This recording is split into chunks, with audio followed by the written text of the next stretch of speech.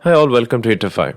Today, I wanted to talk about a mouth-watering topic. Yes, literally mouth-watering. Our very own humble and modest little piece of food that we lovingly call as idli. Recently, there was a controversy created by a British guy named Edward Anderson, who works on politics and history of India and Britain. His tweet, "Idlis are the most boring things in the world," went viral for the wrong reasons. He was in fact responding to Zomato India's question on Twitter, "What's that one dish you could never understand? Why people like so much?" Now, as I digged into this tweet a little more, I learned that he's married to a Keralite and very much appreciates Indian culture and food, specifically the South, as his wife is from there and generally has nice things to say about it. Friends, he's not like one of those guys who had tweeted that Indian food is terrible. For instance, last year, an academic specialist on international affairs named Tom Nichols tweeted saying that Indian food is terrible. That had created huge outrage in social media. Getting back to the Idli Gate guy, Edward Anderson, ever since he made that self-admittedly stupid tweet, Ishan Tharoor and Shashi Tharoor took personal offense and tweeted back a sentence heavily loaded with colonial-era rage and angst.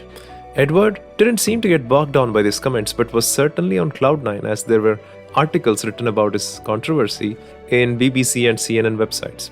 People also associated this with US elections because idli happens to be one of Kamala Harris' favorite dishes too. Netizens had mixed opinions about Edward's tweets. Some replied in an angry manner, with a sense of vengeance against the colonial rule, and some with rational thinking said that idli is just like pasta. It won't have its own taste. But you have it with chutney or chammandi or sambar or gunpowder, it will do its magic. No matter what our fellow Indians tried, Edward just stuck to his opinion. Getting back to the history of idli a little bit, right? When I looked up Wikipedia, I found that there is a lot of Kannada literature from around 10th century which talks about various kinds of idlis. A dish called iddalige was just made from our urad dal. Then there was a Kannada encyclopedia which talks about a food by soaking black gram in buttermilk, ground to fine paste and mixed with clear water and curd and spices. There is a Sanskrit language work that talks about iddarika. Now, some people disputed the fact that idli originated in South India and found some evidence that it actually originated in Indonesia during the time when Hindu kings were ruling there. There is also a theory from Gujarat-based historians that claim that textile merchants from Saurashtra back in the days brought this to Tamil Nadu. There is also a Gujarati literature from around 15th century that talks about its recipe.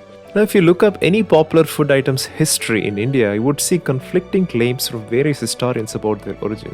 At the end of the day, does the history of idlis matter to us?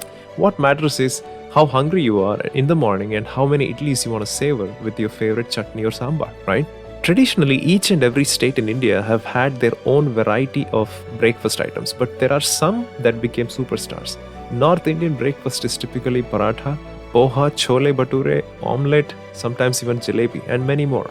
The South has dosa, idli, appam, pongal, medu vada, upma, and so many more, right?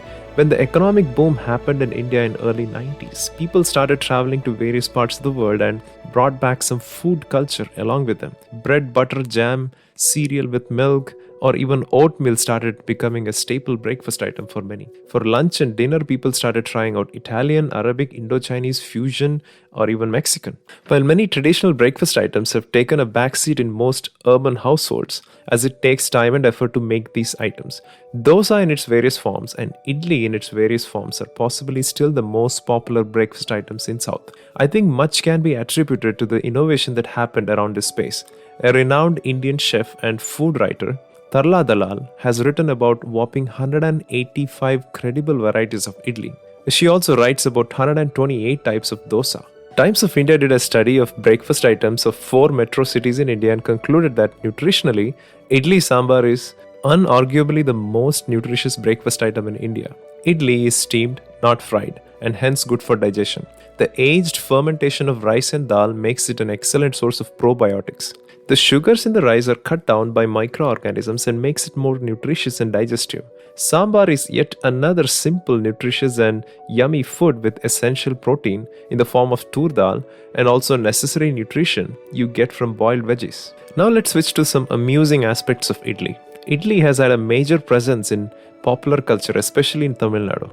A kind of idli named Khushbu idli, literally named after this actress, was quite popular. This is a super soft incarnation of idli and also called Mallige idli in some parts of Karnataka. Basically, you put some sabudana or poha during the soaking time to make it all soft. Some also put a pinch of baking soda to ensure the fluffiness. Ex-Tamil Nadu Chief Minister, the late J. Jayalalitha, took idli as the means to gain soft power by starting the government-run franchise named Amma Unavagam, translating to Amma Canteen or the mess, and eventually opened around like 200 of them in various urban centers in the state. Even though there were other dishes available, idli was the superstar of this franchise, costing just 1 rupee per piece.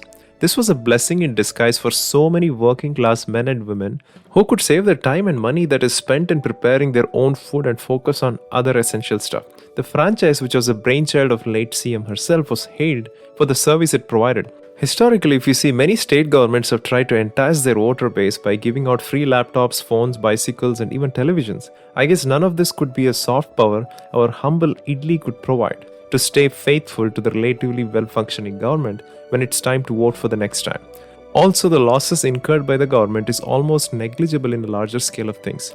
The love for Jayalalitha, or Amma as she is popularly referred to as, was so much that after her demise, the fans expressed their love and grief at various levels. The most intriguing one was the giant idli which had her face engraved, weighing around 68 kgs. The BJP government, which has been trying to make its inroads into Tamil Nadu, started their own franchise there, naming it as Modi Idli. This seemed like a brainchild of Mahesh, who is a vice president of party's propaganda cell.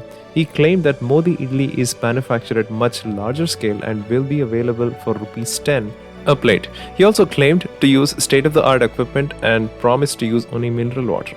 Now, going back to the tweet by this guy saying idli is boring, if you think literally, idli alone cannot be eaten, and it is in fact boring. What makes it mouth-watering is whatever it is eaten with, typically coconut chutney or sambar. So the truth is, whatever he said may not be entirely untrue.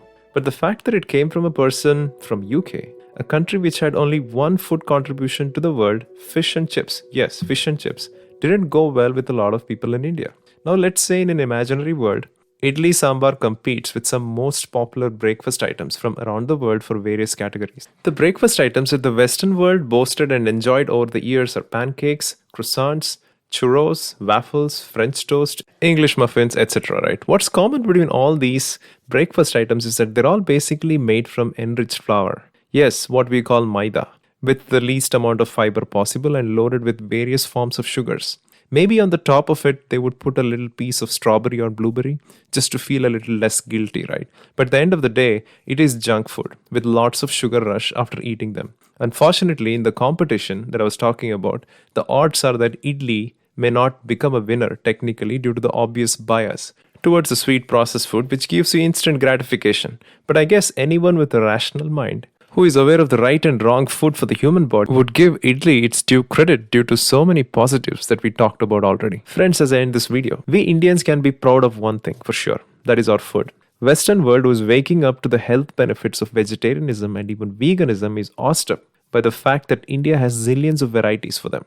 Every 100 kilometers you travel, you could see an entirely new variety of food. You go to a Rajasthani restaurant and find a thali filled with 100 yummy, unique items. And likewise, every state has its own proprietary list of delicious food. I guess it is a result of a civilization that traditionally had 5 harvesting seasons, unlike Europe, that was typically 6 months of life and 6 months of hibernation. Thank you very much, folks.